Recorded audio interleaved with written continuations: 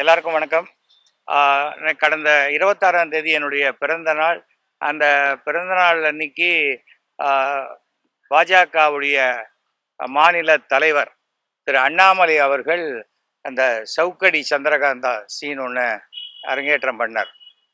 அது வந்து இதை போன்ற ஒரு கோமாளித்தனத்தை தமிழக அரசியலிலோ இல்லை இந்திய அரசியலிலோ யாருமே பார்த்துருக்க முடியாது.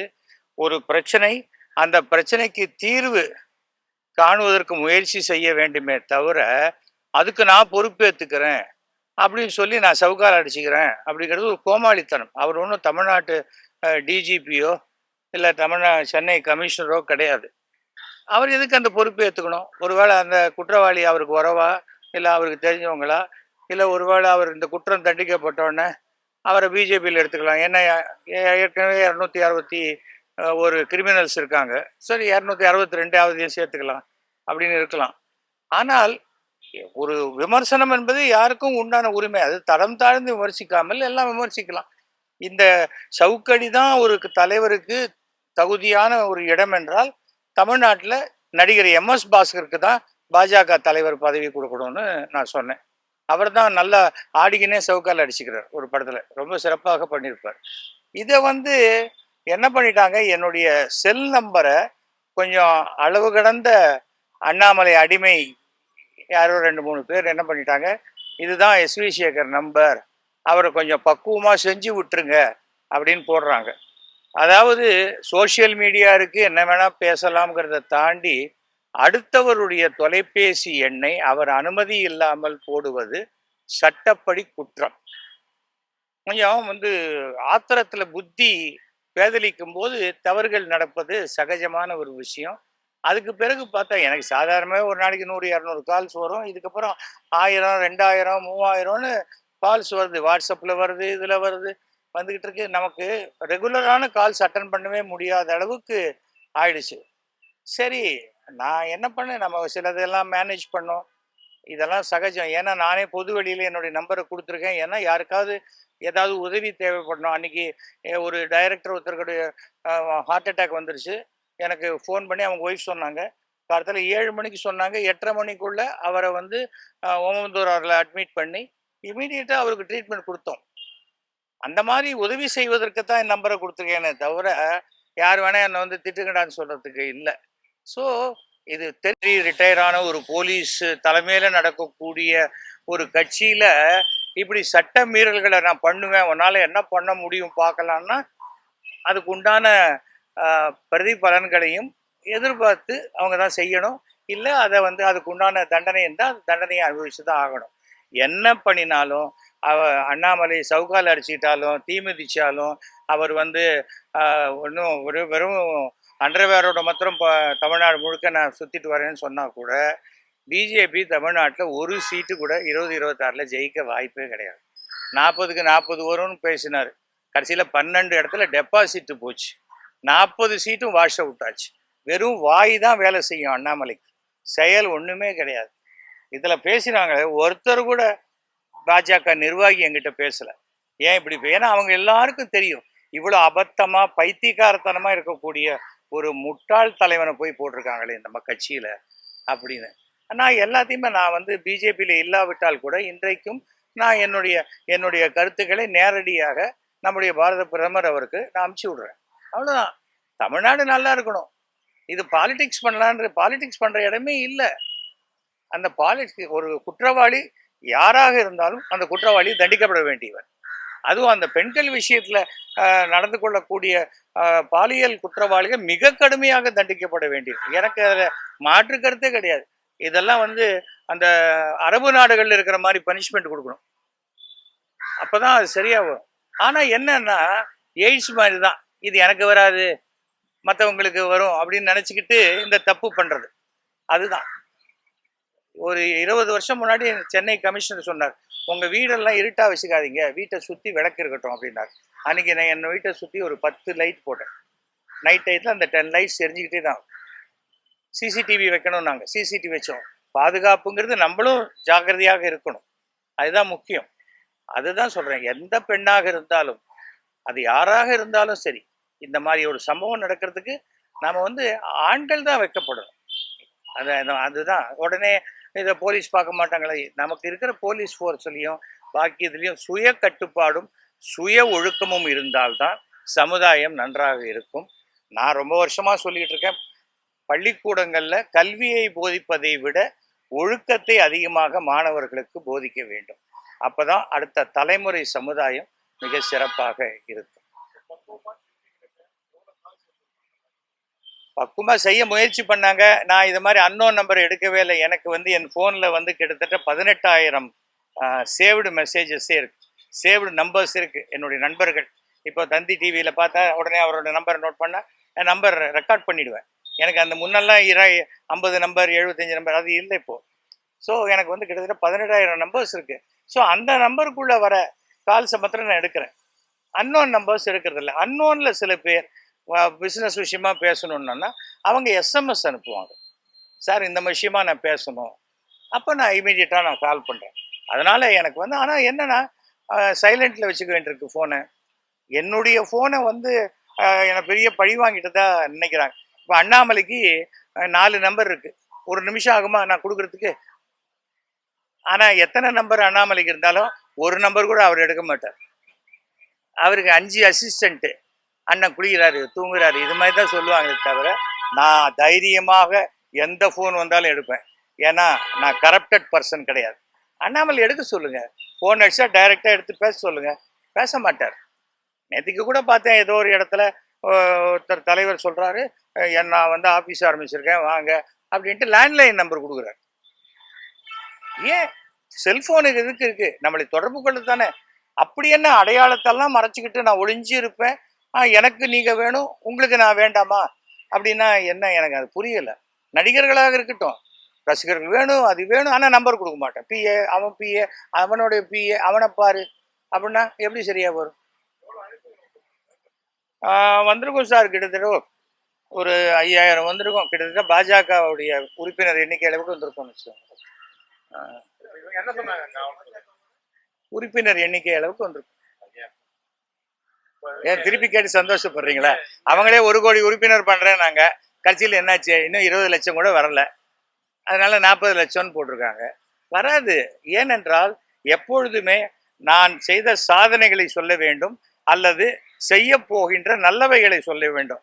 அதை விட்டுட்டு எப்ப பாரு இந்து முஸ்லீமு இது ஜாதி பிரச்சனை மத பிரச்சனை, நம்ம சண்டை போடுறதுல ஒரு 10 பேராவது செத்தாதான் ஓட்டு வரும். இந்த மாதிரி மனோபாவம் உடையவர் தான் அண்ணாமலை. அதனால தமிழகத்தில் அண்ணாமலை இருக்கிற வரைக்கும் பாஜக வளருவதற்கு வாய்ப்பே கிடையாது.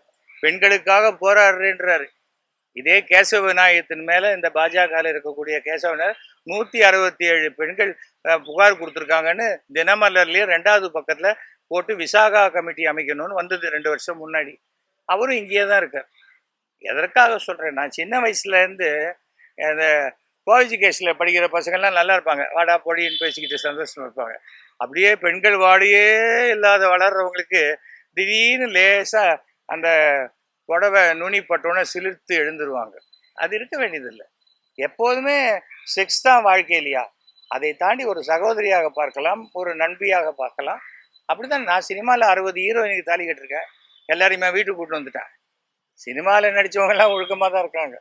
அரசியலில் இருக்கும்போது தான் இந்த மாதிரி அறவேக்காடுகள்லாம் தலைவராக வரும்போது பிரச்சனைகள். தவிர ஏன்னா ஃபோனில் மிரட்டுறதுனால என்னத்தை சாதிச்சிட முடியும்? ஒன்றுமே கிடையாது.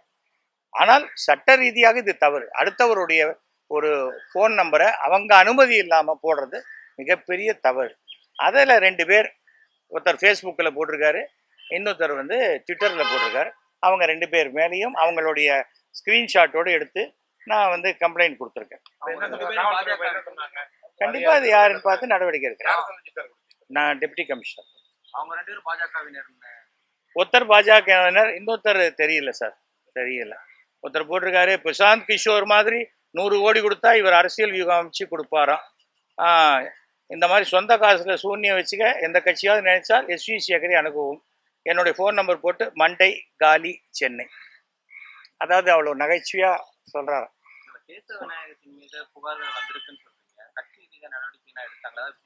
யாரு மேலேயும் நடவடிக்கை எடுக்கல சார். டெல்லி தமிழ்நாட்டை பாதர் பண்ணவே இல்லை.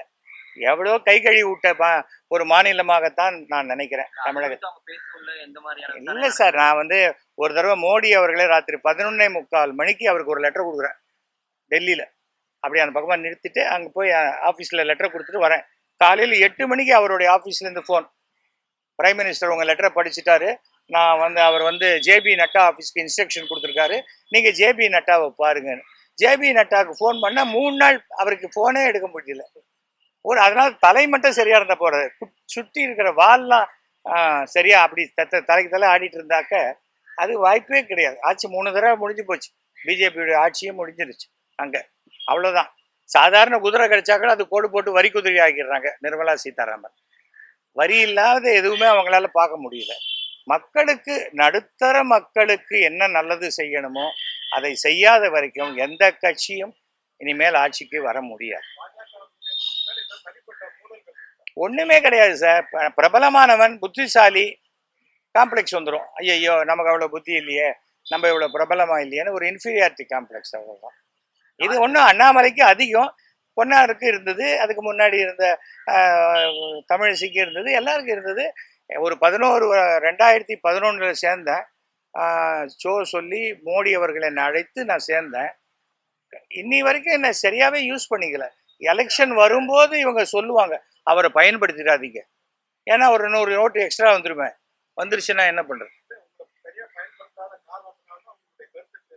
இல்லை சார், நான் வெளியில வந்துட்டேன். ஒரு கட்சி என்பது என்ன, அது வளர்றதுக்கு யாரா இருந்தாலும் பயன்படுத்திக்கணும். ஒரு போருக்கு போற மாதிரி தான், நீ வா நீ வா நீ வாங்கணும். கூட இருக்கிறவன் எல்லார் தலையும் வெட்டிக்கிட்டு தனியா கத்தி எடுத்து போனா நீ என் தலையை வெட்டி எப்படி கோயம்புத்தூர்ல தோத்து போன மாதிரி தான். 39 பேரும் தோக்கணும்ட்டு ஒருத்தர் வேலை செஞ்சா அந்த 39 பேரும் இவர் தோக்கணும்னு வேலை செய்ய மாட்டாங்களா? அவ்வளவுதான். வேற என்ன இருக்கு? எனக்கு எல்லா கட்சியும் ஒண்ணுதான். இப்போ நான் எந்த கட்சியும் சேராதவன். என்னுடைய சமுதாயத்திற்கு யார் நல்லது செய்யறார்களோ அவர்களுக்கு ஆதரிச்சு நான் பிரச்சாரம் பண்ணுவேன். ஆமா, கவர்னரை பாக்குறது என்ன சார், அவரும் ஃப்ரீயா தானே இருக்காரு, யார் கூப்பிட்டாலும் போய் பார்த்துடலாம். நான் கூட அவரை பார்க்கணும்னு ஒரு தடவை கேட்டேன், பதிலே வரல. நான் உங்களை பார்க்கணும்னு கேட்ட லெட்டரை நான் வாபஸ் வாங்கிக்கிறேன், இனிமேல் நீங்கள் உங்களை பார்க்க எனக்கு விருப்பம் இல்லைன்னு நானே திருப்பி பதில் போட்டேன். அதுக்கப்புறம் கேட்டாராம், அவர் யார் அவருன்னு கேட்டார். எனக்கு என்னதுக்கு கவர்னரை பார்த்து, நான் எனக்கு என்ன, சும்மா பல கவர்னரை பார்த்துருக்கோம், அது மாதிரி பார்த்துட்டு வரலாம், அவ்வளோதான். இது மாதிரி நான் பார்ப்போம். அதுக்கு மேலே வேற என்ன இருக்கு? என்ன ஃபங்க்ஷனுக்கு கூப்பிடுவாங்க, ஒரு டீ கொடுப்பாங்க, யாராவது வீணை வாசிச்சுட்டு இருப்பாங்க, அவ்வளோதானே. அதுக்கு மேலே அங்கே போயிட்டு என்ன பண்ண போகிறோம்?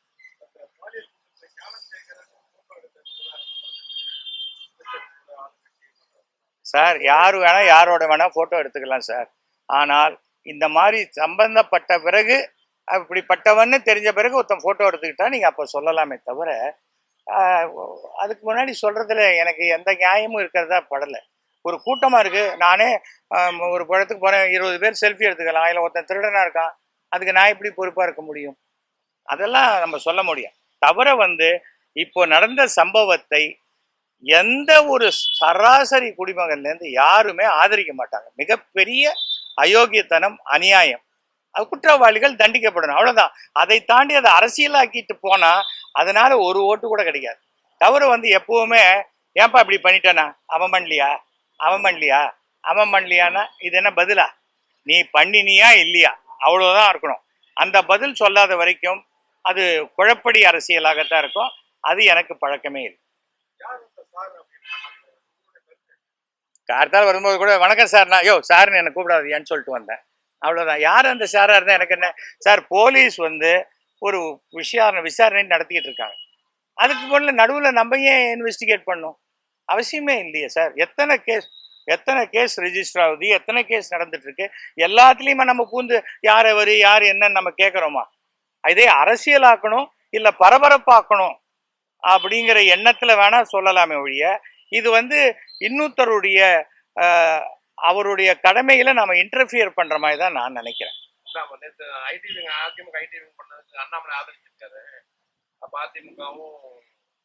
அண்ணாமலை கிட்ட எந்த பவரும் கிடையாது சார். அண்ணாமலையே இன்னும் 1 மாசம் இங்க அதிகமாக இருந்தா ஜாஸ்தின்னு நான் நினைக்கிறேன். இல்ல விருப்பப்படுறேன்னு வச்சுக்கோங்க, எப்படி வேணா இருக்கலாம். அவருக்கு இந்த ரெய்டு வந்துருச்சு, அவர் உறவுக்காரங்களுக்கெல்லாம். அந்த ரெய்டை மறைக்கிறதுக்காக போட்டப்பட்ட நாடகம் தான். மாரிதாஸ் அவர்களுடைய இதை பார்த்தீங்கன்னா தெரியும். சுமார் 60 கோடி ரூபாய் மதிப்புள்ள நிலத்தை 45 லட்சம் ரூபாய்க்கு வாங்கப்பட்டது. அப்புறம் வந்து செங்கல் சூளைன்னு சொல்லி அங்கே வந்து கிரானைட்டு தோண்டி எடுக்கிறாங்க. 240 கோடி ரூபாய் வரி ஏய்ப்புக்காக மாட்டியிருக்காங்க. அப்புறம் 10 கோடி ரூபாய் சீட்டு வந்து 10ஓ 20ஓ நடத்தியிருக்காங்க வெறும் வெள்ளை பேப்பரில் வச்சு. இந்த மாதிரி பல விஷயங்கள். இது எல்லாமே இங்கே திண்டுக்கல்ல தெரியுதுன்னா டெல்லிக்கு தெரியாத இருக்குமா? பாஜக இன்னி வரைக்கும் சொல்றது என்ன? நாங்கள் நேர்மையான கட்சி, ஊழலற்ற கட்சி. அதை அண்ணாமலையை வச்சுட்டு சொல்ல முடியுமா? ஒரு கவுன்சிலர் கூட ஆகாத ஒருத்தருக்கு இத்தனை பணம் வந்ததுக்குன்னா மாரிதாஸ் போட்டிருக்காரு. அதைத்தான் நான் படித்தேன். எனக்கு என்ன இருக்கு? அண்ணாமலை சம்பாதிக்கிறாரு, அண்ணாமலை மாட்டிக்கிறாரு. எனக்கு என்ன, எந்த விதத்துலையும் இல்லை.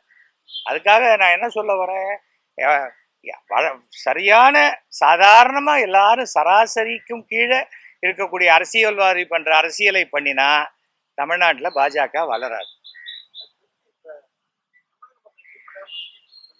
தமிழகம் தமிழகத்தையே ஒதுக்கிடுச்சு. ஆமா, பாஜக தான் சார். பாஜக தமிழக பாஜகவை டெல்லி பாஜக டோட்டலா ஒதுக்கிடுச்சு. அதுவும் இருக்குதா சார்? அதுவும் இருக்கு சார். எப்போதுமே பார்த்தீங்கன்னா டெல்லியில் ரூலிங் பார்ட்டி அவங்களுக்கு ஆதரிச்சாக்க அவங்களுக்கு வேணுங்கிறத சலுகைகளை அதிகமாக பண்ணி கொடுப்பாங்க. ஆதரிக்கலைன்னா நான் இழுத்து பிடிக்கிறேன், அது பிடிக்கிறேன், சரியாக வராது, இது வராதும்பாங்க. இப்போ பீகாருக்கு வந்து இத்தனை ரூபாய் கொடுக்குறாங்கன்னா அதில் பாதி கூட தமிழ்நாட்டுக்கு கொடுக்கறது இல்லை. அப்போ மாற்றாந்தாய் மனப்பான்மைன்னா அது மாற்றாந்தாய் மனப்பான்மை. நான் இப்போ அந்த அரசியல் பேச வரல. ஏனென்றால் அது வந்து என்ன ஆகிடும், ஒரு கட்சியிலேருந்து வெளில வந்த உடனே அந்த கட்சியை பற்றி என்ன ஏடிஎம்கேலேருந்து வெளில அமிச்சாங்க. அதுக்கப்புறம் ஒரு வாரத்தை கூட நான் ஜெயலலிதா அவர்களை பற்றியோ ஏடிஎம்கே இருக்கிற வரைக்கும் நல்லது, வெளில அமிச்சாங்களா ரொம்ப நல்லது, அவ்வளோதான். அப்படி தான் நான் நினைப்பேன். ஆனால் என்ன, நானே வெளியில் வரத்துக்கு ஒரு சான்ஸ் கொடுத்தாங்க பிஜேபி. வழக்கமாக என்னை வெளில அனுப்புவாங்க எல்லா கட்சியிலையும். இந்த கட்சியில் ஒரு சான்ஸ் கொடுத்தாங்க. ஏன்னா இவர் 5 தடவை டெல்லி போய் என்னை எப்படியாவது எடுக்கணும் தலைகீழாக நின்று தண்ணி குடிச்சார். உன் வேலையை நீ ஒழுங்காக பாருன்னு சொல்லி அனுப்பிச்சிட்டாங்க. என்னுடைய மெம்பர்ஷிப்பு அந்த டியூரேஷன் முடிஞ்சு போச்சு. மோடி அவர்களுக்கு ஒரு 8 பக்கம் லெட்டரை எழுதிருக்கேன். பதில் வந்தால் ஓகே, கூடியில் விட்டால் கூடிய விரைவில் நான் மோடிக்கு என்ன லெட்டர் எழுதினோ அதை நான் பத்திரிகை வாயிலாக மக்களுக்கு சொல்லிடுவேன்.